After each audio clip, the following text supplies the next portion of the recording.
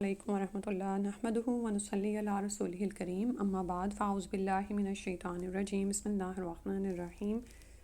رب اشرح لی صدری ویسر لی امری واحلل عقدۃ من لسانی یفقہوا قولی۔ اللہ تعالیٰ کے جو اسماء شیئر کیے ہیں اس میں سب سے پہلے القادر، وہ ہر چیز پر قدرت رکھنے والا ہے، زمین و آسمان کی کوئی چیز اسے عاجز نہیں کر سکتی، وہ ہر چیز کی تقدیر لکھنے والا ہے۔ تو قادر میں قدر کا بھی اور قدرت کا بھی دونوں کے مفہوم آگے،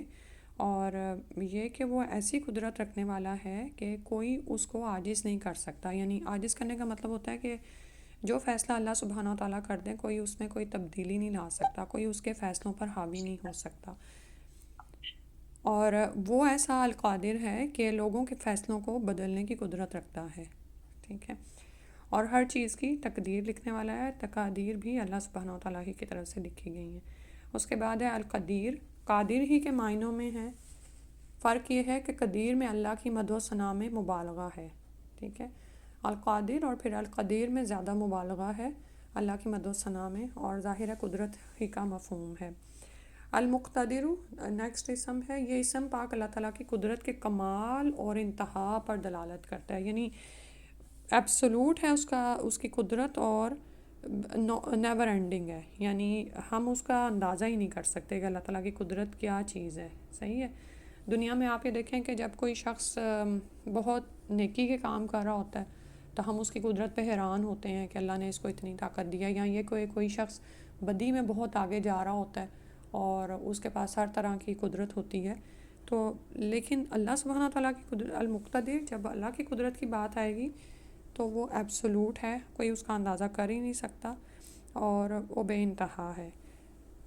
وہ علم سابق کے مطابق اپنے فیصلے نافذ کرنے اور تخلیق کرنے پر قدرت کاملہ رکھتا ہے، ٹھیک ہے، تو قدرت، اس کی قدرت کا اظہار ہے کہ وہ اپنے قدیم علم کے مطابق اپنے فیصلے نافذ کرنے اور تخلیق کرنے پر قدرت کاملہ رکھتا ہے، اور یہ بھی ظاہر ہے مخلوق میں تو یہ صفات ہیں ہی نہیں، یہ اللہ سبحانہ و تعالیٰ ہی کی صفت ہے۔ اس کے بعد ہے العلی۔ اچھا، اس میں آپ یہ دیکھیں کہ یہ جو تینوں نام ہم نے پڑھے ہیں نا، اس میں قاف دال را، یعنی کہ ایک ہی طرح کے وہ مفہوم میں آ رہے ہیں، قدرت ہی کے مفہوم میں۔ اس کے بعد ہے العلی، بلند شان والا، اس کی ذات عالی ہے، وہ غلبہ والا ہے، ہر چیز اس کی طاقت اور اقتدار کے ماتحت ہے، اور اس پر کسی کا غلبہ اور اقتدار نہیں، ٹھیک ہے، بلند شان والا ہے، کوئی اس کے اوپر نہیں، کوئی اس پر حاوی نہیں۔ دوسرا ہے الاعلیٰ، بلند شان والا، اس کی ذات عالی ہے اور وہ غلبے والا ہے، اور یہ اسم آپ کے سجدے کی تسبیح میں بھی شامل ہے، سبحان ربی الاعلیٰ۔ تو جب اس کو پڑھا کریں تو اس کو محسوس کیا کریں کہ ہم اللہ سبحانہ تعالیٰ کی کیا یعنی کہ ہم بیان کر رہے ہیں اور کیسی اس کی شان بیان کر رہے ہیں۔ المتعال، وہ جس کے علوف کے سامنے ہر چیز ذلیل ہے، یعنی اللہ ہی بلند ہے، علوف کا مطلب ہوتا ہے بلندی، تو اللہ کے علوف کے سامنے ہر چیز ذلیل ہے، یعنی چھوٹی ہے، حقیر ہے، اور اس سے اوپر کوئی نہیں، بلکہ ہر چیز اس سے نیچے اور اس کے غلبے اور اقتدار کے سامنے نہایت حقیر ہے، ٹھیک ہے۔ اور قرآن جیسے ہمارے عقائد کی اصلاح کرتا ہے، اور بنیادی عقائد اس میں بیان کیے گئے ہیں، جس میں ہم نے اللہ تعالیٰ کی ربوبیت اور الوہیت کے بارے میں پڑھا، نبی صلی اللہ علیہ وسلم کی رسالت کے بارے میں جو عقائد ہمیں ملتے ہیں، اور اس کے ساتھ ساتھ ہم پڑھ رہے تھے کہ مر کے دوبارہ جی کر اٹھنا یہ ہمارا عقیدہ ہے، اور ہم اس پر ایمان لاتے ہیں، اور اللہ سبحانہ تعالیٰ نے قرآن میں بار بار اس کی نشاندہی کی ہے، اور اس پر نقلی اور عقلی دلائل ملتے ہیں، جس کے ذریعے سے کسی بھی شخص کو ایمان لانا آسان ہے، اور جو ایمان لے آئے اس کے لیے کسی شک و تردد کی گنجائش نہیں رہتی جب وہ ان نقلی اور عقلی دلائل پر غور کرتا ہے، ٹھیک ہے۔ تو ویسے تو الحمدللہ ہم قرآن پڑھ رہے ہیں، تو اس میں بھی آپ خود بھی غور و فکر کر کے دیکھ سکتے ہیں کہ کہاں کہاں کس طرح سے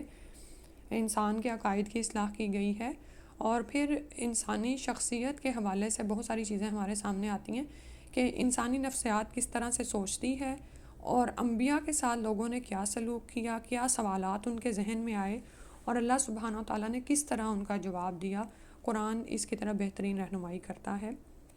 آج جو آیات آپ کے سامنے دو ہیں، ارشاد ربانی ہے، زعم الذین کفروا ان لن یبعثوا، کافروں کا اعتقاد ہے کہ وہ ہرگز نہیں اٹھائے جائیں گے،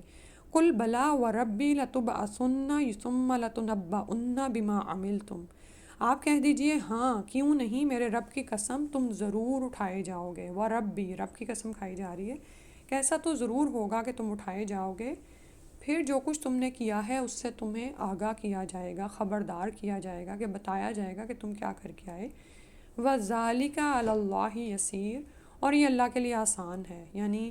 یہاں پر وہی بات ہے کہ مشرکین کا عقیدہ کیا تھا، ان کو یہ سمجھ نہیں تھی آتی کہ جب مر کر مٹی اور ہڈیاں ہو جائیں گے تو دوبارہ کیسے اٹھائے جائیں گے، اور ایسا عقیدہ انسان کا کیوں بن جاتا ہے جب وہ اللہ کو مخلوق کے برابر لا کر اس کے مطابق سوچتا ہے، ٹھیک ہے، یعنی وہ اللہ تعالیٰ کی مکمل معرفت نہیں رکھتا، اس کی قدرت اور عظمت سے آگاہ نہیں ہوتا، جیسے شروع میں ہم نے اسمائی وہی والے پڑھے ہیں نا، تو اللہ کی قدرت سے یہ بالکل باہر نہیں، اور یہ اللہ کے لیے آسان ہے۔ پھر ہے ارشاد الہی، الا یظن اولئک انہم مبعوثون، کیا یہ لوگ خیال نہیں کرتے کہ ایک بڑے دن کے لیے اٹھائے جائیں گے، لیوم عظیم، ایک بڑے دن کے لیے، یوم یقوم الناس لرب العالمین، جس دن لوگ رب العالمین کے سامنے کھڑے ہوں گے۔ یعنی لوگوں کا کیا حال ہے، اب وہی بات جیسے بھی میں نے کہی نا کہ لوگوں کی نفسیات کو سامنے لا کر ان کے ذہن میں جو سوالات آ رہے ہوتے ہیں اس کو بیان کر کے قرآن نے جواب دیا۔ لوگ یہ خیال کرتے ہیں کہ وہ ان کو اٹھایا نہیں جائے گا اس بڑے دن کا، یعنی ایسا کوئی دن قائم نہیں ہونا، اسی لیے تو ان کے اعمال اتنے بگڑے ہوئے ہیں اور اسی لیے وہ ایمان نہیں لاتے۔ تو اللہ تعالیٰ نے فرمایا کہ وہ بڑا دن تو آنا ہی ہے، اور اس دن یہ کہاں پر کھڑے ہوں گے، رب العالمین کے سامنے۔ پارے کا آغاز کرتے ہیں 26واں پارہ 26، اور آغاز اس کا سورہ الاحقاف سے ہو رہا ہے، تلاوت سن لیتے ہیں۔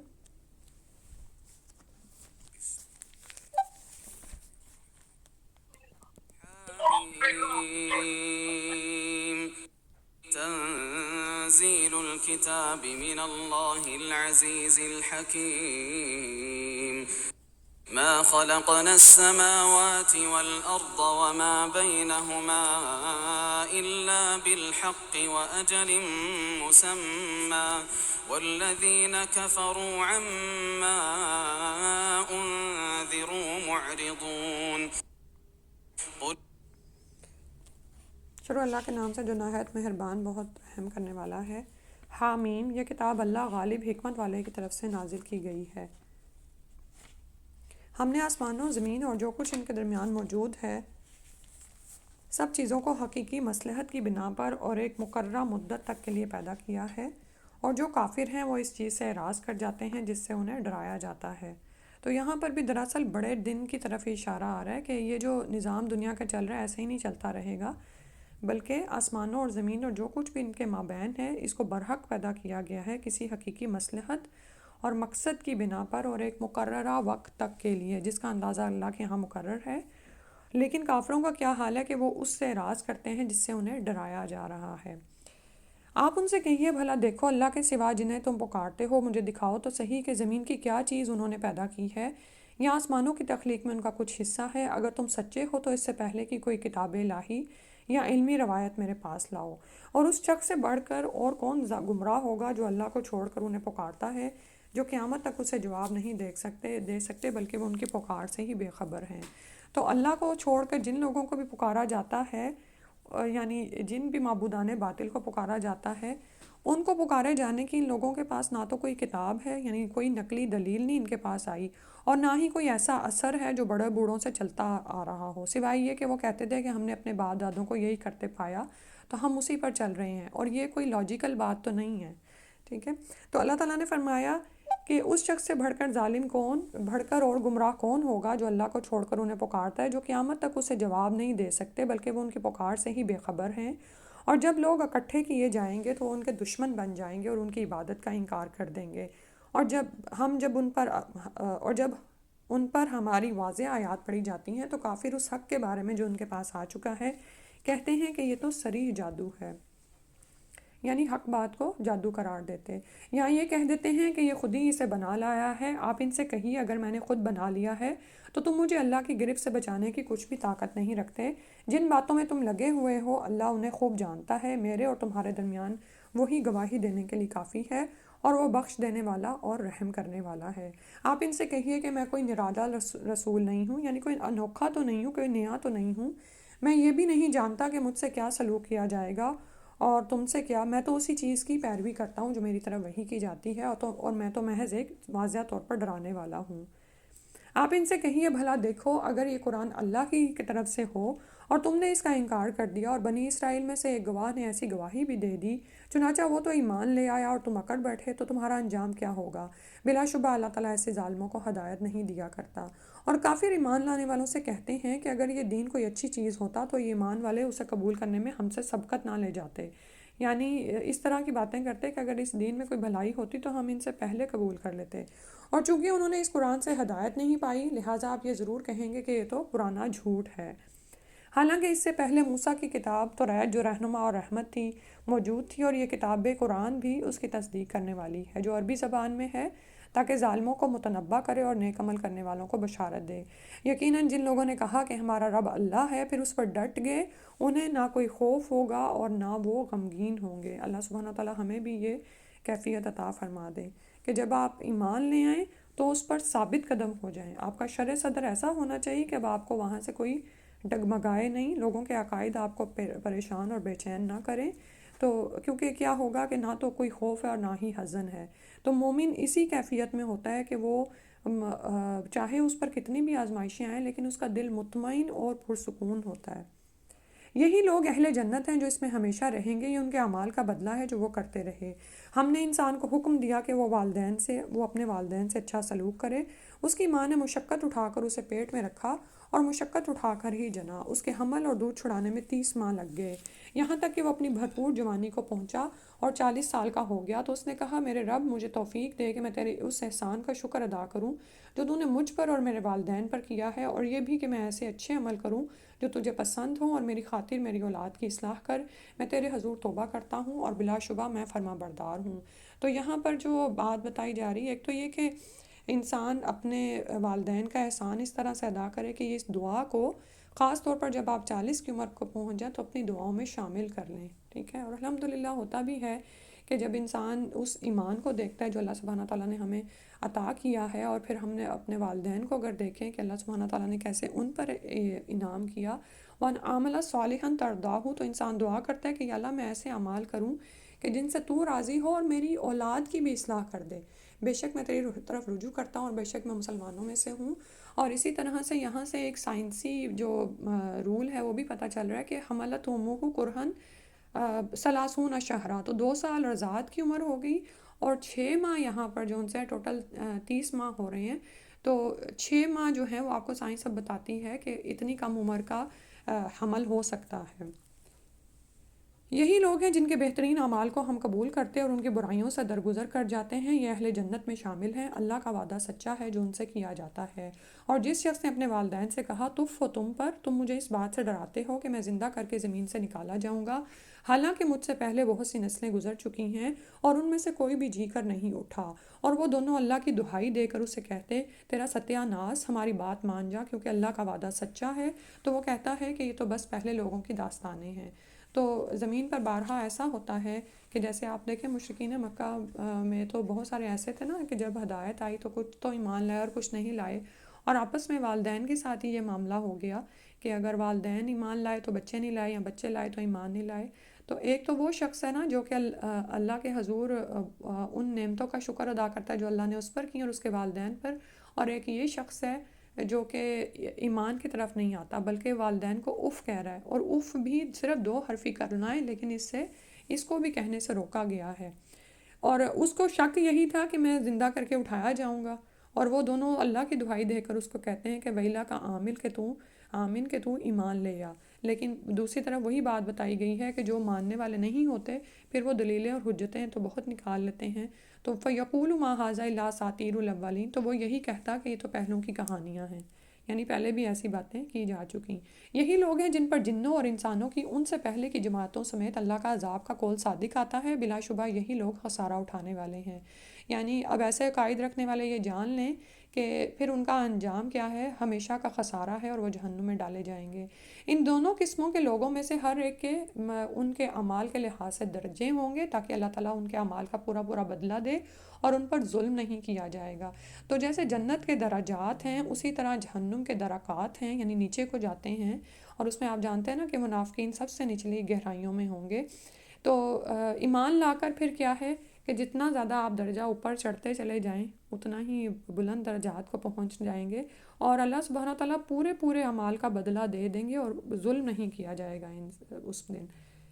اور جس دن کافر دوزخ پر پیش کیے جائیں گے تو انہیں کہا جائے گا کہ تم دنیا کی زندگی میں پاکیزہ چیزوں سے اپنا حصہ لے چکے اور ان سے مزے اڑا چکے، آج تمہیں ذلت کا عذاب دیا جائے گا، یہ ان باتوں کا بدلہ ہے کہ تم زمین میں ناحق اکڑ رہے تھے اور نافرمانی کیا کرتے تھے۔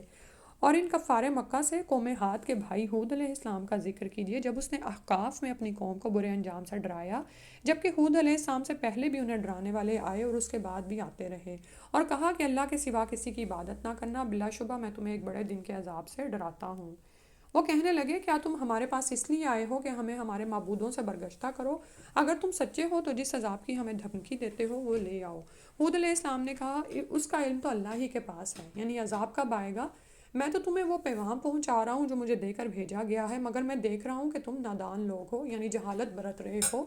کہ جس بات کی طرف میں تمہیں بلا رہا ہوں اس کی طرف توجہ نہیں دیتے، اور مجھ سے وہ کام پوچھ رہے ہو جس کا علم تو میرے پاس ہے ہی نہیں۔ پھر جب انہوں نے اس عذاب کو بادل کی صورت میں اپنے میدانوں کی طرف بڑھتے دیکھا تو کہنے لگے یہ بادل ہے جو ہم پر برسے گا، بلکہ یہ وہ چیز تھی جس کے لیے تم جلدی مچا رہے تھے، یعنی ایسی آندھی جس میں دردناک عذاب تھا۔ تو وہ تو یہ سمجھے کہ یہ بادل ان پر بارش برسائے گا، لیکن اللہ سبحانہ تعالیٰ نے اس میں ان کے لیے دردناک عذاب چھپایا ہوا تھا۔ وہ اپنے پروردگار کے حکم سے ہر چیز کو تہس نہس کر رہی تھی، یعنی وہ جو آندھی تھی وہ اپنے رب کے حکم سے ہر چیز کو تہس نہس کر رہی تھی۔ آخر ان کا حال یہ ہوا کہ ان کے گھروں کے سوائے کوئی چیز نظر نہ آتی تھی۔ ہم مجرموں کو ایسے ہی سزا دیا کرتے ہیں، اور ہم نے انہیں اتنی قدرت دے رکھی تھی جتنی تمہیں نہیں دی، اور ہم نے انہیں کان، آنکھیں اور دل سب کچھ دے رکھا تھا، مگر یہ ان کے کان، آنکھیں اور دل ان کے اس وقت تک کچھ بھی کام نہ آئے جب انہوں نے اللہ کی آیات کا انکار کر دیا اور انہیں اسی چیز نے آ گھیرا جس کا وہ مذاق اڑاتے تھے۔ تو ہمارے لیے بھی اس میں یعنی یہاں پر کہا تو مشرکین مکہ کو جا رہا ہے کہ تم سے پہلے ایسی ایسی طاقتور قومیں گزری ہیں جن کو زمین میں تم سے زیادہ اقتدار دیا گیا تھا، لیکن سوچنے کی بات ہے کہ ہم اس وقت جو دنیا میں خود کو انڈسپینسیبل سمجھتے ہیں، اور بعض اوقات کچھ عورتیں ایسی ہوتی ہیں کہ وہ کاموں کو یعنی کہ ڈیلیگیٹ بھی نہیں کر رہی ہوتی، ہر کام خود کرنا ہے، یا جیسے اس دن میں بات کری تھی نا کہ کچھ لوگ گھروں کی سجاوٹ میں کچھ خواتین اتنی مصروف ہو جاتی ہیں کہ ان کو اور کوئی کام ہی نہیں سوچتا، یعنی ایک حد تک تو اس سب کی اجازت ہے، ہمیں ظاہر ہے صفائی ستھرائی بھی دیکھنی ہے، لیکن اگر آپ اس حد تک اس میں خبط میں مبتلا ہیں کہ ادھر آپ کے فرائض مس ہو رہے ہیں اور سب کچھ جا رہا ہے، لیکن آپ کو صرف اپنے گھر کی سجاوٹ اور اسی کی پڑی ہوئی ہے، تو یاد رکھیں کہ ہم سے پہلی کتنی ہی ایسی گزر چکی خواتین جو اپنے اپنے میدان میں بہت ٹائکون تھیں اور وہ انڈسپینسیبل سمجھی جاتی تھیں، جن کے بغیر ان کے گھر نہیں چلتے تھے یا جن کے بغیر ان کے آفیسز کھلتے نہیں تھے، آج وہ ہمیں کہیں نظر نہیں آتی۔ بے شمار ایسی کہانیاں ہمارے سامنے موجود ہیں۔ تو ہمیں جو اللہ سبحانہ تعالیٰ نے کان، آنکھیں اور دل دیے ہیں، یہ کس مقصد کے لیے دیے ہیں، اس مقصد میں انسان اپنی زندگی کو لگائے کہ یہ کان، آنکھیں اور دل ان کے کچھ بھی کام نہیں آئے جب انہوں نے اللہ کی آیات کا ہی انکار کر دیا، ٹھیک ہے۔ تو یہ فیکلٹیز جو دی گئی ہیں وہ اللہ تعالیٰ کی معرفت حاصل کرنے کے لیے اور دنیا میں اپنے جو اعلیٰ مقاصد ہیں ان کو پہچاننے کے لیے، تاکہ ہم اپنی آخرت کو سنوار لیں، ٹھیک ہے، اور ہم اپنی غفلت سے اسی دنیا میں باہر آ جائیں، نہیں تو ایک مسلسل خسارہ ہے جس میں انسان ڈال دیا جائے گا۔ تو سوچنے کی بات ہے کہ ہمارے یہ جو فیکلٹیز ہیں یہ کہاں پر استعمال ہو رہی ہیں، اور یہ دیکھیں دنیا کا جو آج بڑا فتنہ ہے نا وہ ہر ایک کو ٹچ کر رہا ہے، یعنی میڈیا جو ہے وہ آپ کی آنکھوں کی بصارت بھی جو ہے اپنی طرف مائل کر رہا ہے، آپ اس پر کیا دیکھتے ہیں، کیا کر رہے ہیں، آپ کے علاوہ آپ پر کوئی نگران نہیں سوائے اللہ کے، ٹھیک ہے، یعنی موبائل اتنا چھوٹا ہے، اس کی اسکرین اتنی چھوٹی ہے کہ لوگ بھی نہیں دیکھ سکتے کہ آپ کیا کر رہے ہیں۔ اسی طرح آپ کے یہ کان کیا سن رہے ہیں وہ بھی نہیں پتہ چلتا سوائے اللہ کے یا آپ کو کہ آپ کیا سن رہے ہیں، ٹھیک ہے، ہیڈ فونز ہیں، یا اسی طرح یہ تو فتنے کیا ہیں وہ سروں پہ کھڑے ہوئے ہیں۔ اسی طرح دل جو غور و فکر کرے اور وہ ظاہر ہے جو آپ دیکھ رہے ہیں، جو آپ سن رہے ہیں اس کے مطابق ہی آپ غور و فکر کر رہے ہیں، اور اسی طرح آپ یہ دیکھیں کہ آپ کی صحبت کن لوگوں کے ساتھ ہے، آپ کن لوگوں میں اٹھتے بیٹھتے ہیں، کن کی باتیں آپ کو پسند آتی ہیں، تو پھر آپ کا دل انہی نہج پہ سوچنا شروع ہو جاتا ہے، تو دنیا میں انسان اپنی اصلاح کر لے۔ پھر اس کے بعد ہے اور تمہارے ارد گرد ہم بہت سی بستیاں ہلاک کر چکے ہیں اور دلائل کو طرح طرح سے بیان کر دیا ہے تاکہ وہ باز آ جائیں۔ پھر ان ہستیوں نے ان کی کیوں مدد نہ کی جنہیں ان لوگوں نے اللہ کے سوا تقرب اللہ کا ذریعہ سمجھ کر الہ بنا رکھا تھا، بلکہ وہ ان سے گم ہو جائیں گی اور یہ نتیجہ ہوگا ان کے جھوٹ کا اور اس بات کا جو جھوٹے عقیدے انہوں نے گھڑ رکھے تھے۔ اور وہ واقعہ بھی یاد کیجئے جب ہم جنوں کے ایک گروہ کو آپ کی طرف لے آئے تھے جو قرآن سن رہے تھے، جب وہ اس مقام پر آپ پہنچے تو ایک دوسرے سے کہنے لگے خاموش ہو جاؤ۔ پھر جب قرآن پڑھا جا چکا تو وہ ڈرانے والے بن کر اپنی قوم کے پاس آئے، کہنے لگے اے ہماری قوم، ہم نے ایسی کتاب سنی ہے جو موسیٰ کے بعد نازل ہوئی ہے، وہ اپنے سے پہلے کتابوں کی تصدیق کرتی ہے، حق کی طرف اور سیدھی راہ کی طرف رہنمائی کرتی ہے۔ تو جنہوں نے جس طرح سے قرآن سنا یہ دراصل قابل تعریف ہے کہ جب انہوں نے اس کو سنا، اس کے پاس حاضر ہوئے تو انہوں نے کہا انصتو، خاموش ہو جاؤ۔ تو قرآن کو سننے کا ادب ہے کہ انسان خاموش ہو کے سنے اسے۔ اے ہماری قوم، اللہ کی طرف بلانے والے کی بات مان لو اور اسی پر ایمان لے آؤ، وہ تمہارے گناہ بخش دے گا اور تمہیں دردناک عذاب سے بچا لے گا۔ اور جو اللہ کی طرف بلانے والے کی بات نہ مانے گا تو وہ اسے زمین میں بھاگ کر اسے عاجز نہیں کر سکتا اور نہ ہی اس کے بغیر اس کا کوئی حامی ہوگا جو اسے اللہ کے عذاب سے بچا لے۔ یہی لوگ صریح گمراہی میں ہیں۔ کیا انہوں نے دیکھا نہیں کہ اللہ ہی ہے جس نے آسمانوں اور زمین کو پیدا کیا اور انہیں پیدا کر کے تھک نہیں گیا؟ وہ اس بات پر قادر ہے کہ مردوں کو زندہ کر دے، کیوں نہیں؟ وہ تو ہر چیز پر قدرت رکھتا ہے۔ اور جس دن کافر دوزخ پر پیش کیے جائیں گے تو ان سے پوچھا جائے گا کیا یہ جہنم حق نہیں؟ وہ کہیں گے کیوں نہیں، ہمارے رب کی قسم یہ حق ہے۔ اللہ تعالیٰ فرمائے گا تو اب عذاب کا مزہ چکھو، یہ اس چیز کا بدلہ ہے جو تم کفر کیا کرتے تھے۔ بس آپ صلی اللہ علیہ وسلم صبر کیجئے جیسے اولو العزم پیغمبر صبر کرتے رہے اور ان کے بارے میں جلدی نہ کیجئے۔ جس دن یہ لوگ وہ چیز دیکھ لیں گے جس سے انہیں ڈرایا جاتا ہے تو وہ یوں سمجھیں گے جیسے دنیا میں بس دن کی ایک ہی ساعت ٹھہرے تھے۔ بات پہنچا دی گئی ہے، یعنی دعوت تو دی جا چکی، تو اب کیا نافرمان لوگوں کے علاوہ کوئی اور ہلاک ہوگا؟ یعنی اللہ کی طرف سے تو حجت تمام ہو گئی۔ تو بالکل اسی طرح نبی صلی اللہ علیہ وسلم کی پیروی میں ہم پر بھی کیا ہے، پہنچا دینے کی ذمہ داری ہے، اور اس کے بعد جب لوگ رکاوٹیں ڈالیں، نہ مانیں اور بہت طعنے وغیرہ دیں تو ان سے نبٹنے کا آسان حل کیا ہے؟ صبر کیجئے، ٹھیک ہے۔ سورہ محمد۔ بسم اللہ الرحمن الرحیم۔ الذين كفروا وصدوا عن سبيل الله أضل أعمالهم۔ شروع اللہ کے نام سے جو بڑا مہربان نہایت رحم والا ہے۔ جن لوگوں نے کفر کیا اور دوسروں کو اللہ کی راہ سے روکا، اللہ تعالیٰ نے ان کے عمل ضائع کر دیے،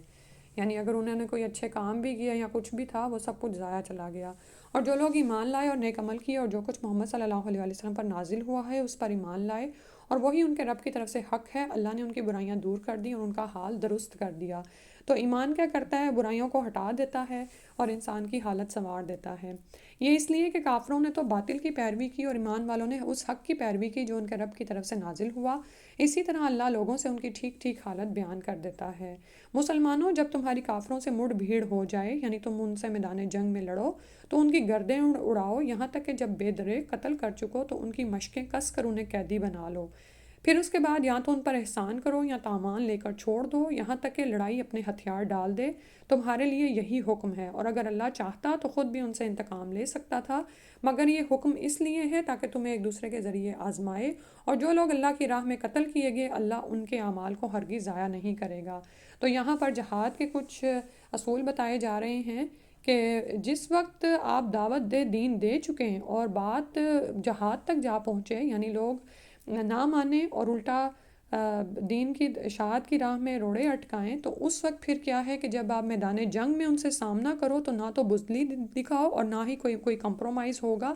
بے درے قتل ہوگا، اور یہاں تک کہ مشقیں کس کر انہیں قیدی بنایا جائے اور وہ اس روب میں آ جائیں کہ لڑائی اپنے ہتھیار ڈال دے، ٹھیک ہے۔ اس کے بعد جو قیدیوں سے معاملہ کرنا ہے، سبحان اللہ، اس میں بھی دین ہمیں اصول بتاتا ہے کہ اب جو قیدی ہو گئے ہیں ان کے ساتھ احسان کا معاملہ کرو یا پھر فدیہ دے کر انہیں چھوڑ دو۔ اور ہم دیکھتے ہیں کہ مسلمانوں نے کس طرح سے اپنے قیدیوں کے ساتھ احسان کا معاملہ کیا کہ وہ چیزیں جو ان کے ماحول میں مہنگی ملتی تھیں وہ اپنے قیدیوں کو کھلاتے تھے اور خود دوسری چیزیں کھاتے تھے۔ اور پھر یہ کہ جو اللہ کی راہ میں قتل کیے گئے ہیں، شہداء ہیں، ان کے اعمال اللہ سبحانہ تعالیٰ ہرگز ضائع نہیں کرے گا. وہ ان کی رہنمائی کرے گا اور ان کا حال درست کر دے گا اور انہیں اس جنت میں داخل کرے گا جس کا اس نے انہیں تعارف کرا دیا ہے. سبحان اللہ. اے لوگوں، اگر تم اللہ کے دین کی مدد کرو گے تو وہ تمہاری مدد کرے گا اور تمہیں ثابت قدم رکھے گا. ٹھیک ہے. آپ یہ دیکھیں کہ آج کے دور کے حوالے سے اور جو کچھ جس طرح سے ہو رہا ہے، تو انسان اس بات پر یقین رکھے کہ اے ایمان والو، اگر تم اللہ کے دین کی مدد کرو گے تو اللہ ضرور تمہاری مدد کرے گا اور تمہارے قدموں کو ثابت کر دے گا. اور جن لوگوں نے کفر کیا ان کے لیے تباہی ہے اور وہ ان کے اعمال برباد کر دے گا. یہ اس لیے کہ جو کچھ اللہ نے نازل کیا تھا اسے انہوں نے ناگوار سمجھا، تو اللہ نے ان کے اعمال ضائع کر دیے. ٹھیک ہے. تو جب انسان خلوص دل کے ساتھ اللہ کے دین کی مدد کے لیے اٹھتا ہے تو اللہ کی مدد ضرور آتی ہے اور انسان کو ثابت قدمی بھی عطا ہوتی ہے. آیت نمبر ہے 10. کیا وہ زمین میں چل پھر کر دیکھتے نہیں کہ جو لوگ ان سے پہلے گزر چکے ہیں ان کا کیا انجام ہوا؟ اللہ تعالیٰ نے انہیں تہس نہس کر دیا اور کافروں کے لیے ایسی ہی سزائیں ہوتی ہیں. یہ اس لیے کہ ایمان لانے والوں کا تو اللہ حامی ہے اور کافروں کا کوئی بھی حامی نہیں. جو لوگ ایمان لائے اور نیک عمل کیے، اللہ یقیناً انہیں ایسے باغوں میں داخل کرے گا جن میں نہریں بہہ رہی ہیں. اور جو کافر ہیں وہ چند روزہ فائدہ اٹھا لیں، وہ اس طرح کھاتے ہیں جیسے چوپائے کھاتے ہیں اور ان کا ٹھکانہ دوزخ ہے. اللہ سبحانہ تعالیٰ رحم فرما دے.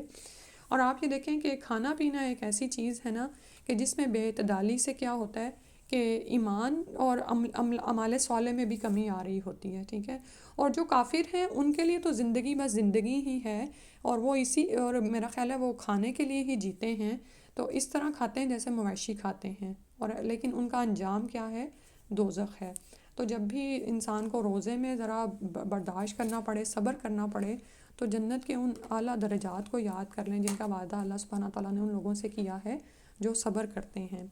اور کتنی ہی بستیاں تھیں جو آپ کی اس بستی سے بڑھ کر طاقتور تھیں، جن کے رہنے والوں نے آپ کو نکال دیا ہے کہ ہم نے انہیں ہلاک کیا تو ان کا کوئی بھی مددگار نہ ہوا. بھلا جو شخص اپنے رب کی طرف سے ایک واضح دلیل پر ہو، اس شخص جیسا ہو سکتا ہے جس کے برے عمل اسے خوشنما بنا کر دکھائے جا رہے ہوں اور وہ اپنی خواہشات کی پیروی کر رہے ہوں. ٹھیک ہے. یعنی ایک طرح وہ شخص ہے جس کے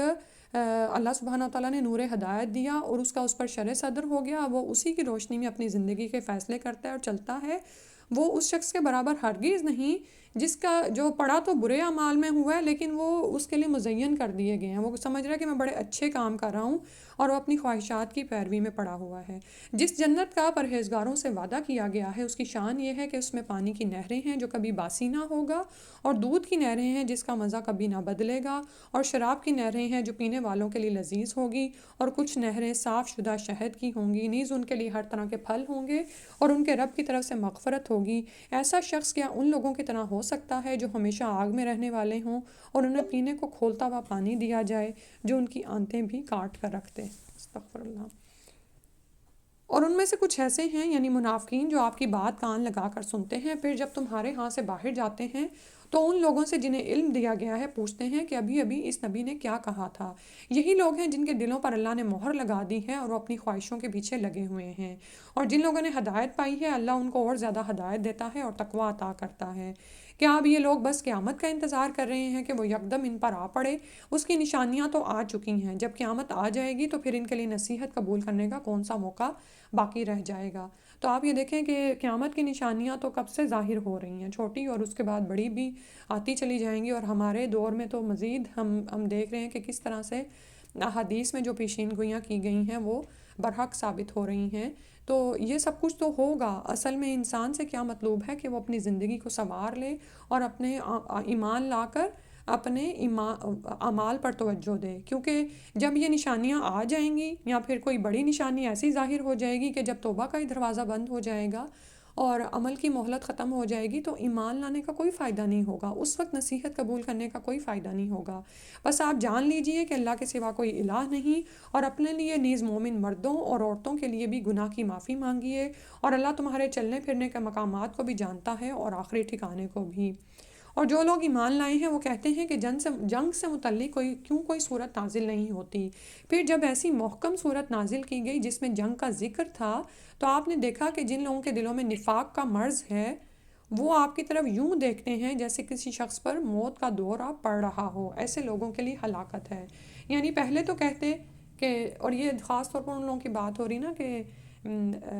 جو ایمان کا دعوت دار ہیں، تو وہ کہتے ہیں کہ جنگ کے لیے کوئی صورت نازل نہیں ہوئی، اور جب اللہ نے حکم دے دیا تو پھر جن کے دلوں میں بیماری ہے، یعنی وہ ایمان پر ثابت قدمی نہیں ہے، تو وہ ایسے ان کی حالت ہو جاتی ہے جہاد پر نکلنا جیسے موت کی غشی طاری ہو رہی ہو۔ چاہیے تو یہ تھا کہ وہ نبی کی اطاعت کرتے اور بھلی بات کہتے، پھر جب جہاد کا معاملہ طے پا گیا تو اگر وہ اللہ سے کیے ہوئے عہد میں سچے رہتے تو یہ ان کے لیے بہتر تھا۔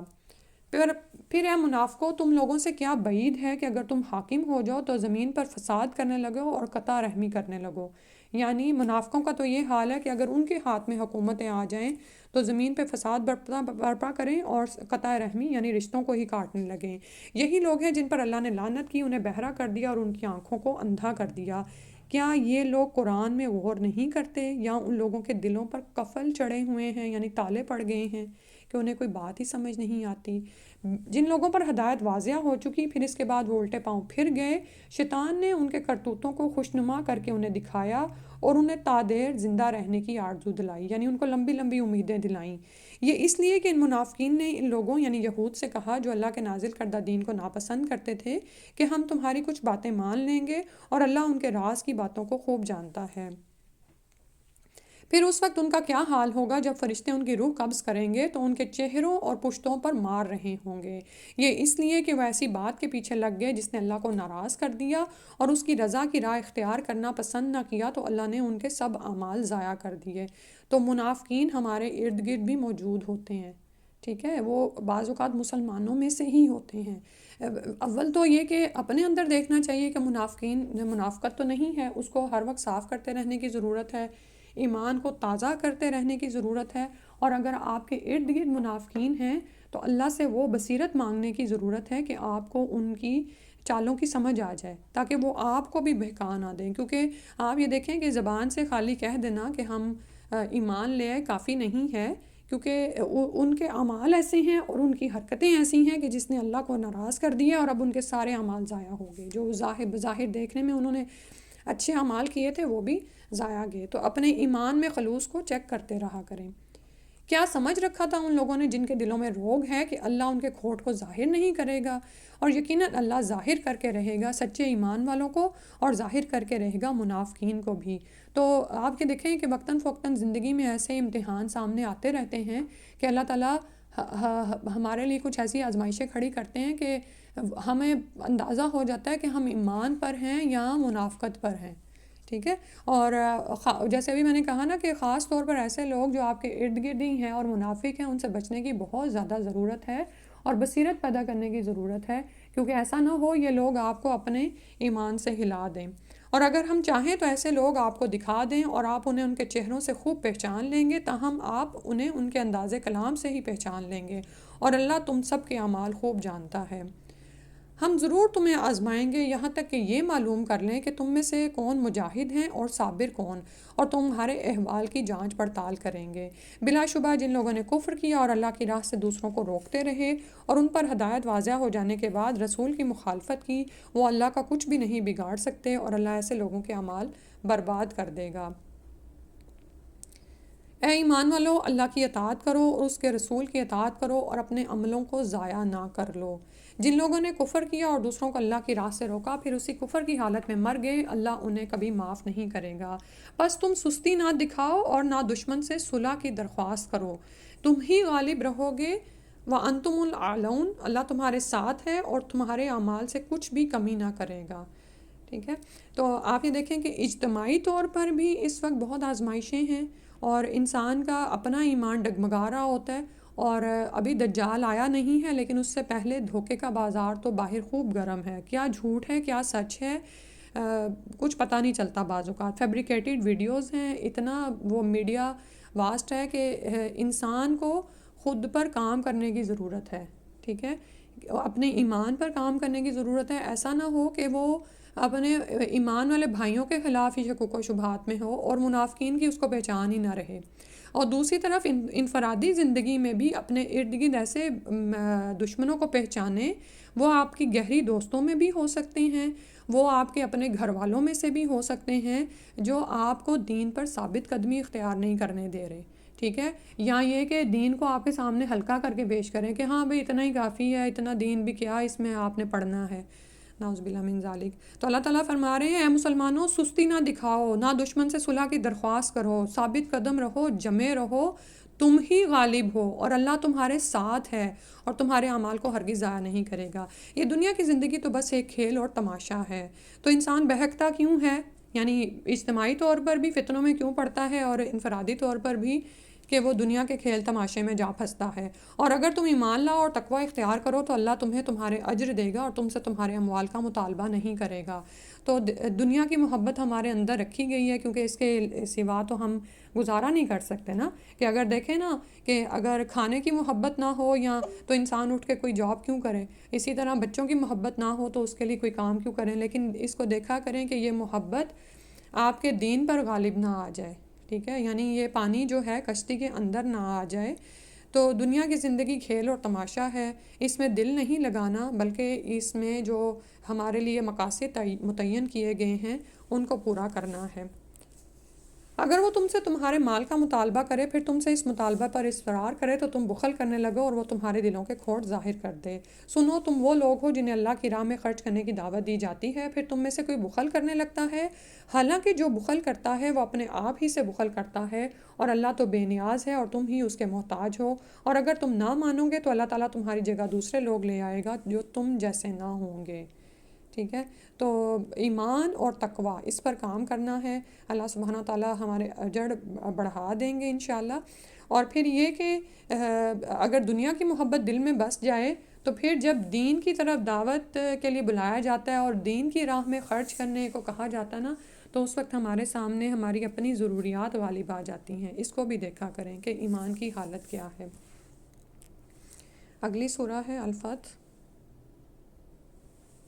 بسم اللہ الرحمن الرحیم۔ إنا فتحنا لك فتحا مبينا ليغفر لك الله ما تقدم من ذنبك وما تأخر ويتم نعمته عليك ويهديك صراطا مستقيما۔ شروع اللہ کے نام سے جو بڑا مہربان نہایت رحم کرنے والا ہے۔ اے نبی صلی اللہ علیہ وسلم، ہم نے آپ کو واضح فتح عطا کر دی تاکہ اللہ آپ کی سب اگلی اور پچھلی لغزشیں معاف کر دے اور آپ پر اپنی نعمت پوری کر دے اور آپ کو سیدھی راہ پر چلائے اور آپ کو زبردست نصرت عطا کرے۔ وہی تو ہے جس نے مومنوں کے دلوں میں اطمینان ڈال دیا تاکہ وہ اپنے ایمان کے ساتھ مزید اطمینان کا اضافہ کر لیں۔ اور آسمانوں اور زمین کے لشکر اللہ ہی کے ہیں، سب لشکر اللہ ہی کے لیے ہیں اور اللہ سب کچھ جاننے والا اور حکمت والا ہے۔ اور یہ بھی آیت سکینت ہے، جب آپ ذرا ڈپریشن یا ایسی حالت میں ہوں تو یہ بڑی کارگر ہوتی ہے، تاکہ مومن مردوں اور مومن عورتوں کو ایسے باغوں میں داخل کرے جن کے نیچے نہریں بہہ رہی ہیں، جن میں وہ ہمیشہ رہیں گے، اور ان سے ان کی برائیاں دور کر دے، اور یہ اللہ کے نزدیک بڑی کامیابی ہے۔ اور منافق مردوں اور منافق عورتوں اور مشرک مردوں اور مشرک عورتوں کو عذاب دے جو اللہ کے بارے میں برا گمان رکھتے ہیں۔ بری گردش انہی پر پڑ گئی اور ان پر اللہ کا غضب ہوا، اس نے ان پر لعنت کی اور ان کے لیے جہنم تیار کی جو بہت برا ٹھکانہ ہے۔ آسمانوں اور زمین کے تمام لشکر اللہ ہی کے ہیں اور اللہ ہر چیز پر غالب اور حکمت والا ہے۔ اے نبی صلی اللہ علیہ وسلم، ہم نے آپ کو شہادت دینے والا، بشارت دینے والا اور ڈرانے والا بنا کر بھیجا ہے تاکہ تم اللہ پر اور اس کے رسول پر ایمان لاؤ اور اس کی مدد کرو، یعنی رسول کی، اور اس کی تعظیم کرو اور صبح و شام اللہ کی تسبیح کرو۔ تو آج کے دور میں اللہ اور اس کے رسول پر ایمان لا کر رسول کی مدد کیسے ہوگی؟ اس دین کو پھیلا کر۔ اور اس کی تعظیم کیسے ہوگی؟ کہ جب آپ احادیث پر ایمان لائیں اور ان پر عمل کریں، ان کی اشاعت کریں اور سنتوں کو اپنی زندگی میں شامل کریں اور صبح و شام اللہ کی تسبیح میں لگے رہیں۔ بلا شبہ جو لوگ آپ سے بیعت کر رہے ہیں وہ اللہ ہی کی بیعت کر رہے ہیں، ان کے ہاتھوں پر اللہ کا ہاتھ ہے۔ اب جو شخص اس عہد کو توڑے تو اسے توڑنے کا وبال اسی پر ہوگا، اور جو شخص اس عہد کو پورا کرے جو اس نے اللہ سے کیا تھا تو ان قریب اللہ اسے بڑا اجر عطا کرے گا۔ دیہاتیوں میں سے جو لوگ پیچھے رہ گئے تھے وہ اب آپ سے آ کر کہیں گے کہ ہمیں ہمارے اموال اور گھر والوں کی فکر نے مشغول کر رکھا تھا، یعنی جو جہاد سے پیچھے رہ گئے پھر جب آپ پہنچے تو آپ کے پاس آ کے بہانے کریں گے۔ لہٰذا ہمارے لیے بخشش کی دعا فرمائیے، وہ اپنی زبانوں سے ایسی بات کہتے ہیں جو ان کے دلوں میں نہیں ہوتی۔ آپ ان سے کہیے، کون ہے جو تمہارے حق میں اللہ کے سامنے کچھ بھی اختیار رکھتا ہو، اگر وہ نقصان پہنچانا چاہے یا نفع بخشنا چاہے؟ بلکہ جو تم کہہ اور کر رہے ہو اللہ اس سے پوری طرح باخبر ہے۔ تو دین کی راہ میں جب نکلنے کا حکم ہو تو پھر انسان ادھر ادھر نہ دیکھے۔ بعض اوقات کوئی شرعی عذر ہو سکتا ہے، لیکن اس کے علاوہ دیکھا کریں کہ کیا میں بھی منافقت کی طرف تو نہیں جا رہی یا سستی کی طرف تو نہیں جا رہی کہ دین کی راہ میں ہم کیا نکل رہے ہوتے ہیں، یہی چھوٹا موٹا کوئی کام ہی کر رہے ہیں نا۔ جیسے ہم نے اس قرآن کو ترجمے کو سننے کی نیت کی تھی، تو اس میں اگر ہم کسی دن ہم سست پڑے ہوتے ہیں یا ہمارا دل نہیں کر رہا ہوتا تو اس دن دیکھا کریں کہ کہیں ایسا تو نہیں ہے کہ کوئی بس ایسے ہی بہانے ہی سوچ رہے ہوتے ہیں اور کوئی شرعی عذر بھی نہیں ہوتا، بلکہ تم تو یہ سمجھے بیٹھے تھے کہ رسول اور مومن کبھی اپنے گھروں کو واپس نہ آ سکیں گے، اور یہ خیال تمہارے دلوں کو بہت اچھا لگا اور تم بہت برا گمان سوچ رہے تھے اور تم ہو ہی ہلاک ہو جانے والے لوگ۔ تو ایمان تو ان منافقین کے دلوں میں تھا نہیں، بلکہ الٹا یہ سوچ یہی رہے تھے کہ جہاد پر نکلے ہیں تو سب کا ہی خاتمہ ہی ہو جائے گا۔ اور جو اللہ اور اس کے رسول پر ایمان نہ لائے تو ایسے کافروں کے لیے ہم نے بھڑکتی آگ تیار کر رکھی ہے۔ آسمانوں اور زمین کی بادشاہی اللہ ہی کے لیے ہے، جسے چاہے معاف کر دے اور جسے چاہے سزا دے، اور وہ معاف کرنے والا ہے اور رحم کرنے والا ہے۔ جب تم غنیمتیں حاصل کرنے کے لیے جانے لگو گے تو جو لوگ پیچھے رہ گئے تھے، یعنی جنگ سے ڈر گئے تھے اور پیچھے رہے منافقین، تو فوراً کہیں گے کہ ہمیں بھی اپنے ساتھ چلنے دو، یہ لوگ چاہتے ہیں کہ اللہ کے حکم کو بدل دیں۔ آپ ان سے کہیے تم ہرگز ہمارے ساتھ نہ جاؤ گے، کیونکہ اللہ پہلے ہی ایسی بات فرما چکا ہے۔ پھر وہ کہیں گے یہ بات نہیں بلکہ تم تو ہم سے حسد کرتے ہو، یہ بات بھی نہیں مگر یہ لوگ حقیقت کو کم ہی سمجھتے ہیں۔ تو جب یہ پہلی دفعہ نہیں نکلے تو اللہ کی طرف سے ان کے لیے نکلنا روکا گیا، لیکن ظاہر ہے دنیا کی لالچ ان منافقین کے دل میں تھی، تو جب مسلمان غنیمتیں حاصل کرنے کے لیے آگے جاتے تو یہ کہتے کہ ہمیں بھی ساتھ لے جاؤ۔ آپ صلی اللہ علیہ وسلم پیچھے رہ جانے والے بدویوں سے کہیے کہ عنقریب تمہیں ایک سخت جنگجو قوم سے مقابلے کے لیے بلایا جائے گا، تمہیں ان سے لڑنا ہوگا یا وہ مطیع ہو جائیں گے۔ اس وقت تم اگر حکم مانو گے تو اللہ تمہیں اچھا اجر دے گا، اور اگر تم نے منہ پھیر لیا جیسے پہلے پھیر لیا تھا تو اللہ تمہیں دردناک سزا دے گا۔ تو آزمائش کا ذکر آ رہا ہے، اور اسی طرح ہماری زندگی میں بھی آزمائشیں آتی ہیں۔ بعض اوقات ہم بڑے زوم کر رہے ہوتے ہیں، لیکن جب آزمائش آتی ہے تو پھر اس وقت چیک کیا کریں کہ اب یہ بات تو کی تھی آپ نے، تو اس وقت ثابت قدم بھی رہا کریں۔ کوئی اندھا یا لنگڑا یا بیمار اگر جہاد میں شامل نہ ہو تو اس پر کوئی تنگی نہیں، یعنی ابھی جیسے شرعی عذر کی بات ہو رہی تھی نا، وہ یہاں پر ذکر ہو رہا ہے۔ اور جو اللہ اور اس کے رسول کا حکم مان لے اللہ اسے ایسے باغوں میں داخل کرے گا جن کے نیچے نہریں بہہ رہی ہوں گی، اور جو سرتابی کرے اللہ اسے دردناک عذاب دے گا۔ بے شک اللہ مومنوں سے خوش ہو گیا جبکہ وہ درخت کے نیچے آپ سے بیعت کر رہے تھے، ان کے دلوں کا حال اسے معلوم ہو گیا، لہٰذا اس نے ان پر اطمینان نازل فرمایا اور انہیں جلد ہی فتح دے دی۔ تو یہاں پر جو ہے صلح حدیبیہ کی بات ہو رہی ہے، اور اس سے پہلے جو شجرہ کے نیچے جو بیعت ہوئی تھی اس کی بات ہو رہی ہے۔ تو یہاں پر یہ بھی جو ہے نا آیت سکینت ہی ہے، تو اس کو بھی جب آپ سنیں تو ایک الگ طرح سے ہی وہ سکینت حاصل ہوتی ہے۔ اور بہت سے اموال غنیمت بھی جو وہ حاصل کریں گے، اور اللہ بڑا غالب ہے، حکمت والا ہے۔ اس نے تم سے اور بھی بہت سی غنیمتوں کا وعدہ کر رکھا ہے جنہیں تم حاصل کرو گے۔ یہ فتح خیبر تو تمہیں جلد ہی دے دی اور لوگوں کے ہاتھ تم سے روک دیے تاکہ یہ ایمان لانے والوں کے لیے ایک نشانی بن جائے اور وہ تمہیں سیدھی راہ کی طرف چلائے رکھے۔ اور ایک اور فتح بھی دے گا جس پر تم ابھی قادر نہیں ہوئے، اور اللہ اس کا احاطہ کیے ہوئے ہے، اور اللہ ہر چیز پر قادر ہے۔ ٹھیک ہے، تو یہاں پر یہ بھی پیشین گوئی ہے جو پوری ہوئی۔ اگر کافر لوگ تم سے جنگ کرتے تو یقیناً پیٹھ پھیر جاتے، پھر وہ کوئی حامی اور مددگار بھی نہ پاتے۔ یہی اللہ کی سنت ہے جو پہلے لوگوں میں جاری رہی ہے، اور آپ اللہ کی سنت میں کبھی کوئی تبدیلی نہ پائیں گے۔ وہی تو ہے جس نے وادی مکہ میں تم سے ان کے ہاتھ روک دیے اور ان سے تمہارے، جبکہ اس سے پہلے اللہ تمہیں ان پر غالب کر چکا تھا، اور جو کچھ تم کر رہے تھے اللہ سب کچھ دیکھ رہا تھا، تو ایک جنگ سے بچا لیے گئے یہ دونوں ہی گروہ۔ یہ وہی لوگ ہیں جنہوں نے کفر کیا اور تمہیں مسجد حرام سے روکا اور قربانی کے جانوروں کو ان کی قربان گاہ تک پہنچنے سے روکے رکھا، اور اگر مکہ میں کچھ مومن مرد اور مومن عورتیں نہ ہوتیں جنہیں تم نہیں جانتے تھے، اور یہ خطرہ نہ ہوتا کہ جنگ کی صورت میں تم انہیں پامال کر دو گے، پھر ان کی وجہ سے تمہیں نادانستہ کوئی پیشمانی لاحق ہوگی تو تمہیں لڑنے سے نہ روکا جاتا، اور روکا اس لیے گیا تاکہ اللہ جسے چاہے اپنی رحمت میں داخل کرے۔ اگر مومن ان سے الگ ہو گئے ہوتے تو ان اہل مکہ میں سے جو کافر تھے انہیں ہم دردناک سزا دیتے۔ تو ہجرت کے بعد بھی مکہ میں کچھ ایسے مومن مرد اور عورتیں تھے جن کے بارے میں آپ پیچھے پڑھ چکے کہ وہ کمزور رکھے گئے تھے زمین میں، اور وہ اتنے وسائل نہ پاتے تھے کہ ہجرت کر کے مسلمانوں کی طرف آ جائیں، اور مسلمان ان کو جانتے بھی نہیں تھے۔ تو یہ اللہ ہی کی طرف سے ہوا کہ مسلمان یہاں پر یہ جنگ نہیں ہوئی کہ ایسا نہ ہوتا کہ مسلمان ان کو مار دیتے اور نادانی میں پشیمانی اٹھاتے۔ جب کفار مکہ نے صلح حدیبیہ کے موقع پر اپنے دلوں میں زمانہ جاہلیت کی عصبیت کی ٹھان لی، ٹھیک ہے، تو اللہ تعالیٰ نے اپنے رسول پر اور مومنوں پر اطمینان نازل فرمایا اور انہیں تقویٰ کی بات کا پابند رکھا، اور وہی اس کے زیادہ حقدار اور اس کے اہل تھے، اور اللہ ہر چیز کو خوب جاننے والا ہے۔ یعنی ایک زمانہ جاہلیت کی عصبیت کی وجہ سے انہوں نے مسلمانوں کو مکہ میں داخلے سے روکا، تو اس کا ذکر ہے۔ تو اللہ سبحانہ تعالیٰ نے کس طرح سے اپنے رسول اور مومنین پر سکینت نازل فرمائی، اور یہ بھی آیت سکینت ہی ہے۔ اور آپ یہ دیکھیں کہ بعض اوقات ایسا ہوتا ہے کہ آپ نیکی کے کام پر نکلنے کا پورا ارادہ کر چکے ہوتے ہیں اور سارے اسباب بھی مہیا کیے ہوئے ہوتے ہیں، لیکن کوئی رکاوٹ آ جاتی ہے۔ اب اس وقت بھی کیا ہے کہ انسان اللہ سے شکوہ نہ کرے کہ میں تو نیکی کے ہی کام پر نکلا تھا، تو مجھ سے یہ کیوں روک دیا گیا، ٹھیک ہے۔ تو اب اگر آپ روک دیے گئے ہیں تو وہ بھی اللہ تعالیٰ کی طرف سے ایک مقدر کی گئی چیز ہے، اس پر بھی راضی ہو جائیں۔ اور مومنین پر اللہ سبحانہ تعالیٰ نے اسی طرح سے سکینت اتاری کہ وہ اللہ کے اس حکم پر راضی ہوئے، اور اللہ سبحانہ تعالیٰ نے فرمایا کہ انہیں اللہ نے تقویٰ کی بات کا پابند رکھا، اور وہی اس کے زیادہ حقدار اور اہل تھے۔ یعنی یہ مشرکین مکہ اس بات کے حقدار اور اہل نہیں ہیں۔ پھر اس کے بعد فرمایا بلا شبہ اللہ نے اپنے رسول کو سچا خواب دکھایا تھا، جو ایک حقیقت تھا کہ تم انشاءاللہ مسجد حرام میں امن کے ساتھ داخل ہوگے، اور اس وقت تم سر منڈواؤ گے اور بال کترواؤ گے اور تمہیں کوئی خوف نہ ہوگا۔ وہ اس بات کو جانتا تھا جسے تم نہیں جانتے تھے، لہٰذا اس فتح سے پہلے اس نے ایک قریبی فتح یعنی خیبر تمہیں عطا فرما دی۔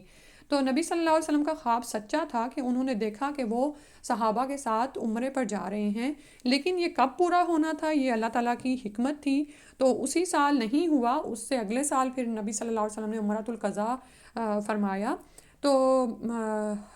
یہاں پر یہ فرمایا جا رہا ہے کہ یعنی نبی کو تو سچا خواب ہی دکھایا گیا تھا، لیکن وہ کب پورا ہونا تھا یہ اللہ سبحانہ تعالیٰ ہی خوب جانتے تھے۔ وہی تو ہے جس نے ہدایت اور دین حق دے کر اپنا رسول بھیجا تاکہ اسے باقی سب ادیان پر غالب کر دے، اور اس حقیقت پر اللہ کی گواہی کافی ہے۔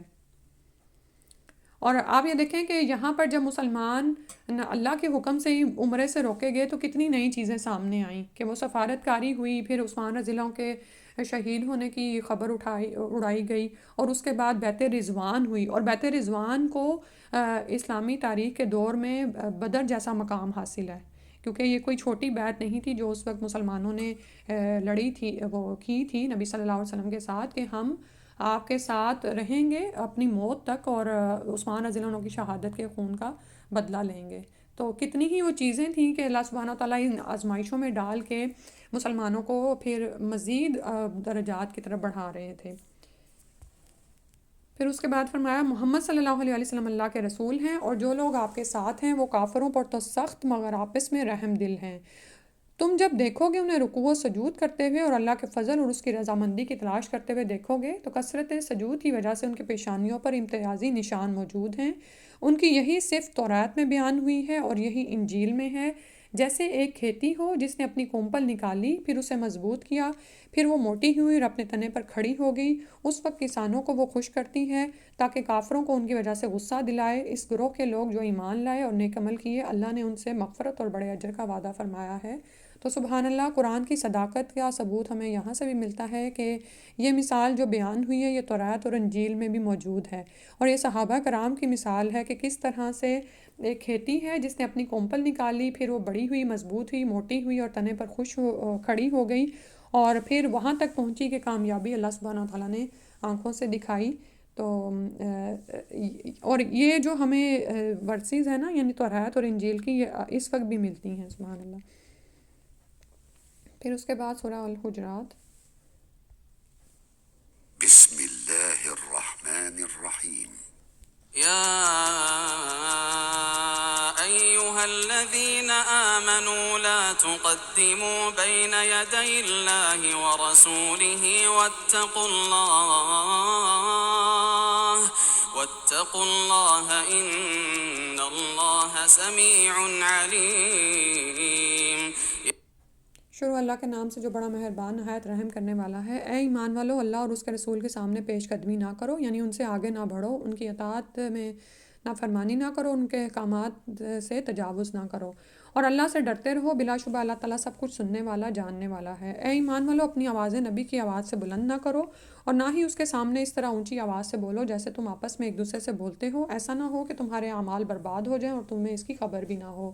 تو رسول صلی اللہ علیہ وسلم ہمارے مابین موجود نہیں، لیکن احادیث کی مجالس کا بھی احترام کرنا اتنا ہی لازم ہے جیسے قرآن کی محفل کا، اور اسی طرح رسول صلی اللہ علیہ وسلم کے احکامات کی پیروی کرنا اور اس کو من جانب اللہ ماننا بھی جو ہے ہمارے ایمان کا حصہ ہے، ٹھیک ہے۔ اور اللہ کے رسول کی بات آ جائے تو پھر اپنی بات کو مقدم نہ رکھیں کہ نہیں میری سائنس یا میرا فلسفہ یہ کہتا ہے، نعوذ باللہ، یہ اس آیت سے ظاہر ہو رہا ہے، کیونکہ اس وقت نبی صلی اللہ علیہ وسلم ہمارے مابین موجود نہیں ہے، لیکن وہ ہمیں گمراہی سے بچانے کے لیے قرآن و سنت کو ہمارے مابین چھوڑ گئے، ٹھیک ہے۔ تو اس کا ہم کیسا ادب اور احترام کرتے ہیں اور ان کے ساتھ ہمارا کیا معاملہ ہے، یہ اس بات کا اس آیت میں حکم واضح کیا جا رہا ہے۔ اور ایسا نہ ہو کہ اگر تم یہ کرو گے، یعنی بعض اوقات ہوتا ہے نا کہ ہم کسی کو حدیث سنا رہے ہوتے ہیں اور وہ کہہ رہا ہوتا ہے کہ نہیں میری بات سنو، یہ سائنس پروف کر رہی ہے اس کو، نعوذ باللہ من ذالک۔ سائنس تو آج ایک عقیدہ پروف کرتی ہے اور کل اس کو جھٹلا دیتی ہے۔ اگر ایسا نعوذ باللہ کرو گے، ان تحبط اعمالکم، ایسا نہ ہو کہ تمہارے نیک اعمال ہی ضائع ہو جائیں، جو کیا کرایا وہ سب کچھ ختم ہو جائے، وانتم لا تشعرون، اور تم اس بات کی خبر بھی نہ رکھو۔ تو جب آپ کو کوئی کہے کہ یہ قرآن کی بات ہے، حدیث کی بات ہے، تو اس کو سنیں، ذرا اس کو غور و فکر تو اس پر کریں، اس کو ایسے ہی نہ جھٹلا دیں۔ جو لوگ اللہ کے رسول کے حضور اپنی آوازیں پست رکھتے ہیں، یہی لوگ ہیں جن کے دلوں کو اللہ نے تقویٰ کے لیے جانچ لیا ہے، ان کے لیے بخشش اور اجر عظیم ہے۔ اے نبی صلی اللہ علیہ وسلم، جو لوگ آپ کو حجروں کے باہر سے پکارتے ہیں ان میں سے اکثر بے عقل ہیں۔ اگر یہ لوگ صبر کرتے یہاں تک کہ آپ ان کی طرف نکلتے تو یہ ان کے حق میں بہتر تھا، اور اللہ تعالیٰ معاف کرنے والا، رحم کرنے والا ہے۔ اے ایمان والو، اگر کوئی فاسق تمہارے پاس کوئی خبر لے کر آئے تو اس کی تحقیق کر لیا کرو، ایسا نہ ہو کہ تم نادانستہ کسی قوم کا نقصان کر بیٹھو، پھر تم اپنے کیے پر نادم ہونا پڑے۔ تو سورۃ الحجرات میں بہت سارے ایسے معاشرتی احکامات اور اسی طرح جنگی حالات کے متعلق احکامات اتارے گئے ہیں جو فائدہ مند ہیں۔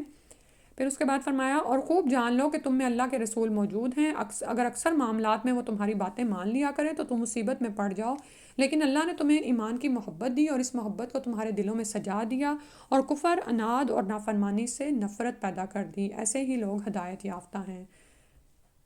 اور یہ اللہ کا فضل ہے اور اس کا احسان ہے، اور اللہ سب کچھ جاننے والا، حکمت والا ہے۔ اور اگر مومنوں کے دو گروہ آپس میں لڑ پڑیں تو ان کے درمیان صلح کرا دو، پھر اگر ان میں سے کوئی فریق دوسرے پر زیادتی کرے تو زیادتی کرنے والے سے لڑو، یہاں تک کہ وہ اللہ کے حکم کی طرف لوٹ آئے، پھر اگر وہ لوٹ آئے تو ان کے درمیان انصاف سے صلح کرا دو اور انصاف کیا کرو، کیونکہ اللہ انصاف کرنے والوں کو پسند کرتا ہے۔ مومن تو سب آپس میں بھائی بھائی ہیں، لہٰذا اپنے بھائیوں کے درمیان صلح کرا دیا کرو اور اللہ سے ڈرتے رہو تاکہ تم پر رحم کیا جائے۔ اے ایمان والو، تمہارا کوئی گروہ دوسرے گروہ کا مذاق نہ اڑائے، ہو سکتا ہے کہ وہ مذاق اڑانے والوں سے بہتر ہوں، نہ ہی عورتیں دوسری عورتوں کا مذاق اڑائیں، ہو سکتا ہے کہ وہ ان سے بہتر ہوں۔ تو قرآن میں جو احکامات مردوں کے لیے اتارے گئے ہیں وہ اوبیسلی لڑکیوں کے لیے بھی، عورتوں کے لیے بھی ہیں، لیکن یہاں پر ہم دیکھتے ہیں کہ مومن مردوں کو بھی خاص پکارا جا رہا ہے اور اس کے بعد عورتوں کو بھی یہ حکم کہا جا رہا ہے، اور اس کی اہمیت ظاہر ہوتی ہے کہ نہ ہی عورتیں دوسری عورتوں کا مذاق اڑائیں، ہو سکتا ہے کہ وہ ان سے بہتر ہوں، اور ایک دوسرے پر طعنہ زنی نہ کرو اور نہ ہی ایک دوسرے کے برے نام رکھو۔ ایمان لانے کے بعد فسق میں نام پیدا کرنا بہت بری بات ہے، اور جو لوگ ان باتوں سے باز نہ آئیں وہی ظالم ہیں۔ تو آپ یہ دیکھیں، ایک صحت مند معاشرے کی بنیاد نظر آتی ہے کہ وہ ان احکامات پر عمل کرنے سے رکھی جا سکتی ہے، لیکن آپ یہ دیکھیں کہ یہ باتیں ہمارے اندر کتنی عام ہوتی جا رہی ہیں، یعنی ان چیزوں کو کرنا اور اللہ تعالیٰ کے صریح احکامات کی خلاف ورزی کرنا، اور اس چیز کو یعنی کہ کول تھنگ سمجھ لیا گیا ہے کہ یہ تو بڑا کول ہے کہ کسی کو کوئی نام رکھ دو، کسی پر کوئی طعنہ دے دو، بھری محفل میں کسی کا مذاق اڑاؤ، حالانکہ مومن کی جان، مال اور عزت آبرو دوسرے مومن پر حرام کر دی گئی ہے، یعنی آپ اس میں تجاوز نہیں کر سکتے، نعوذ باللہ من ذالک۔ پھر فرمایا، اے ایمان والو، بہت گمان کرنے سے پرہیز کرو، کیونکہ بعض گمان گناہ ہوتے ہیں، اور کسی کی عیب جوئی نہ کرو، یعنی عیب نہ چنو، اگرچہ کہ اس میں وہ عیب ہو لیکن ڈھونڈ ڈھونڈ کے لوگوں کے سامنے نہ رکھو۔ نہ ہی تم میں سے کوئی کسی دوسرے کی غیبت کرے، کیا تم میں سے کوئی یہ پسند کرتا ہے کہ اپنے مردہ بھائی کا گوشت کھائے؟ تم تو خود اس کام کو ناپسند کرتے ہو اور اللہ سے ڈرتے ہو،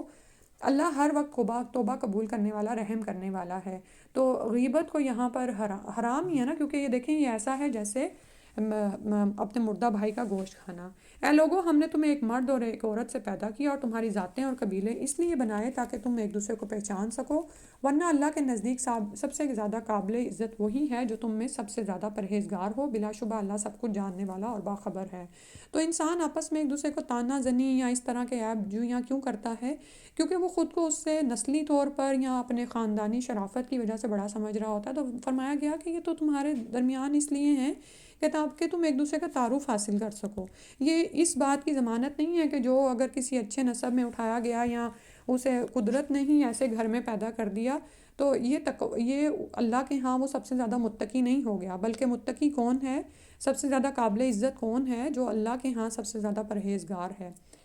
اور اس بات کا پتہ کس کو ہے؟ ان اللہ علیم خبیر، اللہ تعالیٰ ہی اس کو خوب جانتے ہیں۔ بدویوں نے کہا ہم ایمان لے آئے ہیں، آپ ان سے کہیے تم ایمان نہیں لائے، بلکہ یوں کہو کہ ہم مسلمان ہو گئے اور ابھی تک ایمان تو تمہارے دلوں میں داخل ہی نہیں ہوا، اور اگر تم اللہ اور اس کے رسول کی اطاعت کرو تو اللہ تعالیٰ تمہارے اعمال میں سے کچھ بھی کمی نہیں کرے گا، اللہ یقیناً بخشنے والا اور رحم کرنے والا ہے۔ حقیقی مومن تو وہ لوگ ہیں جو اللہ اور اس کے رسول پر ایمان لائے، پھر شک میں نہیں پڑے اور اپنے مالوں اور جانوں سے اللہ کی راہ میں جہاد کیا، یہی سچے مسلمان ہیں۔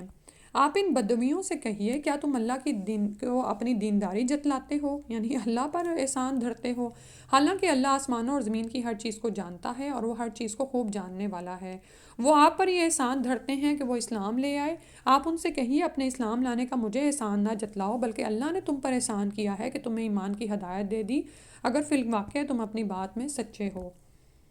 اللہ آسمانوں اور زمین کی سب پوشیدہ چیزوں کو جانتا ہے اور جو کچھ تم کر رہے ہو اللہ اسے دیکھ رہا ہے۔ سورہ قاف آگے آ رہی ہے۔ بسم اللہ الرحمن الرحیم۔ قاف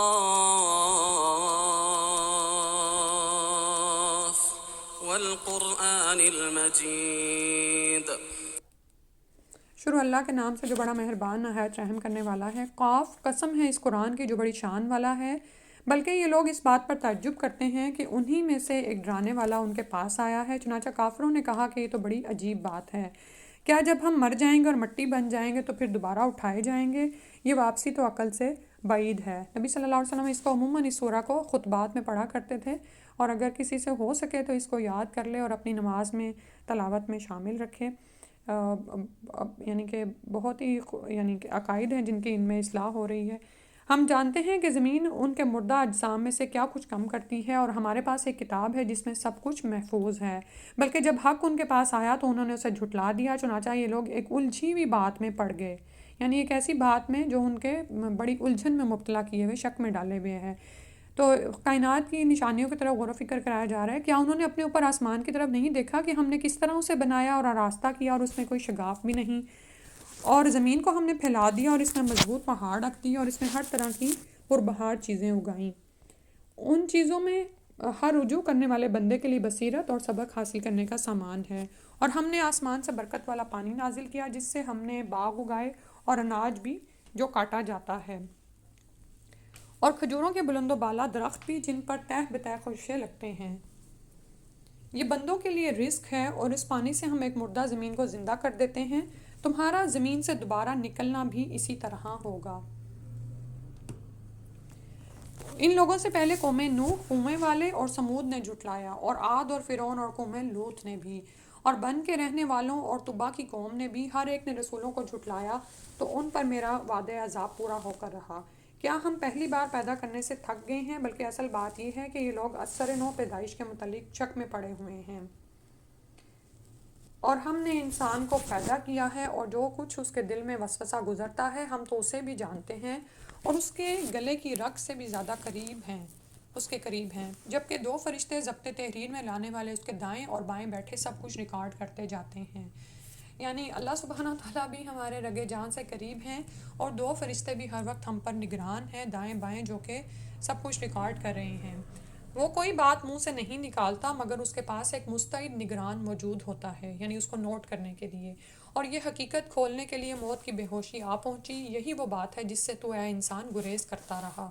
یعنی جب موت کی سکرات آ جائیں گی تو پھر یعنی مہلت کا وقت ختم، تو کہا جائے گا کہ اے انسان یہ وہ چیز ہے جس سے تو گریز کرتا رہا. اور پھر جب سور پھونکا جائے گا تو اس سے کہا جائے گا یہی وعدہ عذاب کا دن ہے. اس دن ہر شخص اس حال میں آئے گا کہ اس کے ساتھ ایک ہانکنے والا اور ایک گواہی دینے والا فرشتہ ہوگا.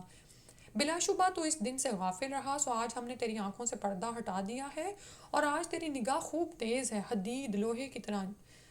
دور تک دیکھنے والی. اور اس کا ساتھی فرشتہ کہے گا یہ اس کا نامہ اعمال میرے پاس تیار موجود ہے. سائق اور شہید دونوں فرشتوں کا حکم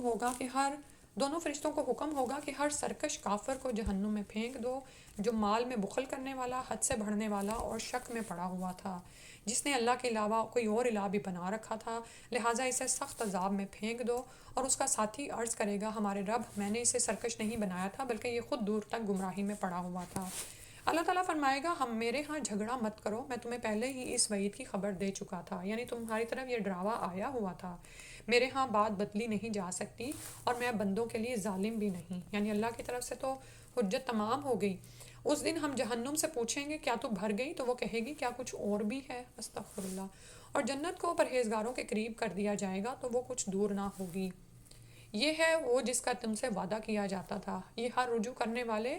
اور نگہداشت کرنے والے کے لیے ہے، یعنی جو حفاظت کرنے والا ہے اللہ تعالیٰ کے احکامات کی، جو رحمان سے بن دیکھے ڈرتا رہا اور رجوع کرنے والا دل لے کر حاضر ہوا، اس میں سلامتی کے ساتھ داخل ہو جو. یہ دن ابدی حیات کا دن ہے، یعنی ہمیشہ کے لیے ایک زندگی ملنے والی ہے اور ہمیشہ کے لیے داخل ہونا اس میں، کبھی نکالے نہیں جاؤ گے. وہاں جو کچھ وہ چاہیں گے انہیں ملے گا اور ہمارے پاس اس سے بھی زیادہ ہے جو ان کے لیے موجود ہے. اور ہم ان سے پہلے کتنی ہی قومیں ہلاک کر چکے ہیں جو ان سے زیادہ طاقتور تھیں. جب عذاب آیا تو انہوں نے ملک کا کونا کونا چھان مارا کہ انہیں کہیں پناہ کی جگہ مل سکے. بے شک اس میں یعنی اس تاریخ میں اس شخص کے لیے عبرت ہے جو دل رکھتا ہو یا حاضر دل کے ساتھ متوجہ ہو کر بات سنے، یعنی کان لگائے اور القسمہ کان لگائے اور اس کا دل بھی حاضر ہو. آپ یہ دیکھیں کہ بعض اوقات ہم کان تو لگائے ہوئے ہوتے ہیں، باتیں سن رہے ہوتے ہیں، لیکن ہمارا دل حاضر نہیں ہوتا. ٹھیک ہے، تو نصیحت اس کو فائدہ دیتی ہے، خواہ وہ کائنات کی نشانیوں سے ہو یا تاریخ کے کہانیوں سے، جو کہ غور سے بات کو سنے، دل سے اس پر غور و فکر کرے اور وہ حاضر ناظر ہو اس وقت جس وقت وہ بات کہی جا رہی ہے. ہم نے آسمانوں اور زمین اور جو کچھ ان کے درمیان ہے سب چیزوں کو 6 دن میں پیدا کیا اور ہمیں تھکاوٹ محسوس تک نہ ہوئی. بس اے نبی صلی اللہ علیہ وسلم جو کچھ یہ لوگ کہہ رہے ہیں اس پر صبر کیجئے اور اپنے پروردگار کی حمد کے ساتھ طلوع آفتاب اور غروب سے پہلے تسبیح کیجئے. ٹھیک ہے، صبح شام کے اذکار، اور رات کو اور سجدے کے بعد بھی اس کی تسبیح کیجئے اور توجہ سے سنیے جس دن پکارنے والا قریب ہی سے پکارے گا اور سب لوگ اس زوردار آواز کو ٹھیک ٹھیک سن لیں گے. یہی زمین سے دوبارہ نکلنے کا دن ہوگا. بلا شبہ ہم ہی زندہ کرتے اور مارتے ہیں اور ہماری طرف ہی لوٹ کر آنا ہوگا. جس دن زمین ان پر سے پھٹ جائے گی اور وہ جھٹ پٹ نکل کھڑے ہوں گے، یہ اس طرح جمع کرنا ہمارے لیے بہت آسان ہے. جو کچھ یہ لوگ کہہ رہے ہیں ہم اسے خوب جانتے ہیں، آپ ان پر جبر تو نہیں کر سکتے، لہٰذا اس قرآن کے ذریعے ہر اس شخص کو نصیحت کیجیے جو میرے وعدے عذاب سے ڈرتا ہے. الحمدللہ سورہ قاف مکمل ہوگی. سورہ زاریات کا لی انشاءاللہ شروع کریں گے 26 پارے تک. تو آپ میں سے کوئی کسی نے شیئر کرنا ہو، اللہ تعالیٰ ہمیں ہدایت کی توفیق دے اور اس پر قائم رکھے. آمین. السلام علیکم. سارا میرا یہ کوشچن تھا، وہ جو آیت سکینہ ہوتے ہیں وہ اکثر میں نے دیکھا کتابوں میں نا الگ سے نکال کے لکھی ہوئی ہوتی، تو کیا اس کو پڑھنے میں کوئی فارمیٹ ہوتا ہے، لائک جیسے یا ویسے ہی بس پڑھ سکتے ہیں الگ سے بھی؟ ہاں، الگ سے جس وقت بھی آپ کا دل ذرا پریشان ہو رہا ہو تو آپ ان کی تلاوت شروع کر دیں اور بار بار پڑھیں. ہم یہ کرتے ہیں کہ ہمیں کوئی بات پتہ چلے نا تو ہم ایک دفعہ پڑھتے ہیں، اثر نہیں ہوتا تو ہم کہتے ہیں نہیں پتہ نہیں چل رہا، لیکن وہ اس کے ترجمے پر غور کرتے ہوئے اس کو سمجھتے ہوئے پڑھیں. اور یہ دیکھیں نا کہ جو آیت سکینت یہاں پر جس کا ذکر ہوا ہے، خاص طور پر صلح حدیبیہ کا معاملہ دیکھ لیں، مسلمان کس پریشانی میں گزارے گئے اور پھر اللہ تعالیٰ نے کیسے ان پر سکینت نازل فرمائی تھی. اور اسی طرح پیچھے شاید غزوہ بدر میں جو تھا وہاں پر آیت سکینت آتی ہے. تو آپ خود پڑھیں یا پھر یہ کہ اب تو یوٹیوب پہ آیات سکینہ کے نام سے وہ انہوں نے ساری آیات الگ کر کے نا تو ایک چھوٹی سی وہ بنائی ہوئی ہے ویڈیو بھی، اور میں نے تو خود آزما کے دیکھا ہے، بہت اثر کرتی ہے. اور بعض اوقات تو بچے اگر آپ کے بیمار ہوں نا، اور بچے ہوتا ہے نا، بچے ہیں ظاہر ہے بے صبرے ہو رہے ہوتے ہیں، تو میں نے بچے پر بھی آزمائی، میں نے اس کے پاس لگا دی. میں نے پھر یعنی کہ آپ ان کو صبر کی تلقین کر رہے ہوتے ہیں کہ بیٹا بیماری آتی ہے چلی بھی جاتی ہے، لیکن وہ تھوڑے سے نہیں بار بار میں ہی کیوں بیمار ہو جاتا ہوں. بعض اوقات ہوتا ہے نا بچے ایسے شکوہ کرنا شروع ہو جاتے ہیں یا جی جی آپ کو بھی تنگ کر دیتے ہیں بہت زیادہ. تو ان چیزوں کو آزمائیں. آیات شفا بھی ضرور اثر کرتی ہیں. اور پھر اسی طرح جیسے جسمانی بیماریوں کے لیے دوائیاں ہیں نا، اسی طرح دعائیں یا یہ آیات کے روحانی ہے. ہاں وقفے وقفے سے. یہ نہیں کہ اب آپ کہیں کہ جی میں نے بڑی دعا آزمائی اثر نہیں کی، بار بار لگائیں. تو دیکھیں وہی اسی شخص پر اثر نہیں کرے گی جس کا یقین نہیں ہے یا جو اللہ کو ہی نہیں مانتا، اس پر تو ویسے ہی آیات اثر نہیں کریں گی نا. ٹھیک ہے. تو بعض اوقات کسی شخص کو زیادہ ڈوز کی ضرورت ہوتی ہے کہ وہ بار بار اس کو سنوائی جائے. ٹھیک ہے. تو کیونکہ ہم اچھا کہتے ہیں یہ اگر جیسے میری اسٹوڈنٹس ہیں کچھ ایک گروپ آف جیسے 1 ڈزن کے قریب بحرین میں، تو وہاں پہ آپ کو پتا ہے آج کل سچویشن پولیٹیکل کیا چل رہی ہے جو بھی، تو وہ ان کو بھی دی جا سکتی ہے. یعنی میں جیسے ان کو بھیج دوں کہ یا تو آپ سنیں یا اس کو پڑھیں، کیونکہ بار بار وہ کوشچن کر رہی ہوتی ہے کہ ہمیں کچھ بتائیں ہم لوگ پڑھیں. ہاں تو اس میں تو آیات سکینہ بھی اور اس کے ساتھ ساتھ باقی بھی چیزیں ہیں نا. دعائیں بھی ہاں انسان اور تو مانگتا دعائیں ہیں، جیسے ہے. جنگ کے حوالے سے بھی بہت ساری دعائیں ہیں. اللہم نجدک اللہم انی اِنَّا نَجْعَلُکَ فِی نُحُورِہِمْ وَنَعُوذُ بِکَ مِن نحور شُرُورِہِمْ. ونعوذ بک من شرورہم. ٹھیک ہے انشاءاللہ میں پھر یہ ہاں. دیکھ کے انشاءاللہ اب یہ جزاک قنوت اللہ. نازلہ بھی ہمارا ایمان ہے کہ اثر کرتی ہیں. قنوت نازلہ میں نے ان کو ہاں بھیج دی ترجمے کے ساتھ. اتنی دور بیٹھ کے ہم کچھ نہیں کر سکتے، تو قنوت نازلہ کو جی ضرور جی جاری رکھیں.